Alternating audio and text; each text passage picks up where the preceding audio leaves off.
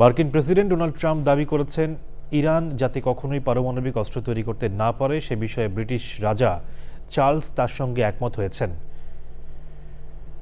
বিশ্লেষকরা অবশ্য বলছেন রাজা চার্লসের সম্মানে হোয়াইট হাউসের নৈশভোজে দেয়া ট্রাম্পের এ বক্তব্য মূলত ব্রিটিশ রাজপরিবারকে রাজনৈতিক বিতর্কের মধ্যে টেনে আনার অপকৌশল।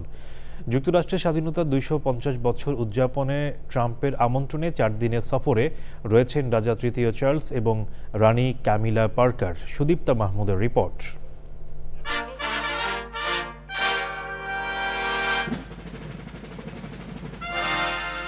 হোয়াইট হাউসের ইস্ট রুমে ব্রিটিশ রাজা তৃতীয় চার্লস ও রানী ক্যামিলার সম্মানে রাষ্ট্রীয় নৈশভোজের আয়োজন করেন প্রেসিডেন্ট ডোনাল্ড ট্রাম্প ও ফার্স্ট লেডি মেলানিয়া ট্রাম্প। অনুষ্ঠানে বক্তৃতার শুরুতেই ইরান যুদ্ধ ও মধ্যপ্রাচ্য পরিস্থিতি নিয়ে কথা বলেন ট্রাম্প। তিনি বলেন তার প্রশাসন অত্যন্ত সাফল্যের সঙ্গে ওই অঞ্চলের সংকটগুলো মোকাবেলা করছে এবং যুক্তরাজ্য ও যুক্তরাষ্ট্রের অংশীদারি আগের যে কোনো সময়ের তুলনায় এখন অনেক বেশি গুরুত্বপূর্ণ। মধ্যপ্রাচ্য যুদ্ধে রাজা চার্লসের পূর্ণ সমর্থন রয়েছে বলেও মন্তব্য করেন তিনি। ট্রাম্পের এ মন্তব্য এমন এক সময় এসেছে যখন ব্রিটিশ প্রধানমন্ত্রী কিয়ার স্টারমারের সঙ্গে ইরান যুদ্ধ নিয়ে এক ধরনের শীতল সম্পর্ক চলছে। May our two countries stand together forever for liberty, for justice, and for the glory of God. And very importantly, to a great man, His Majesty King Charles III. Thank you very much.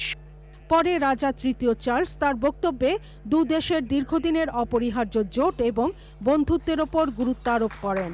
তিনি ট্রাম্পকে এই সংকটময় সময়ে বন্ধন দৃঢ় করার আহ্বান জানিয়ে বলেন যুক্তরাজ্য ও যুক্তরাষ্ট্র সব সময় একে অপরের পাশে দাঁড়িয়েছে।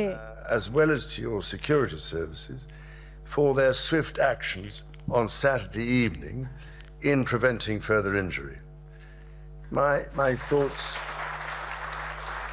চার্লস তার ভাষণে সরাসরি ইরান যুদ্ধের প্রসঙ্গ এড়িয়ে গেছেন, তবে তিনি ন্যাটোর মতো আন্তর্জাতিক জোটের গুরুত্ব এবং ইউক্রেনকে রাশিয়ার বিরুদ্ধে সহায়তা করার প্রয়োজনীয়তার কথা উল্লেখ করেন।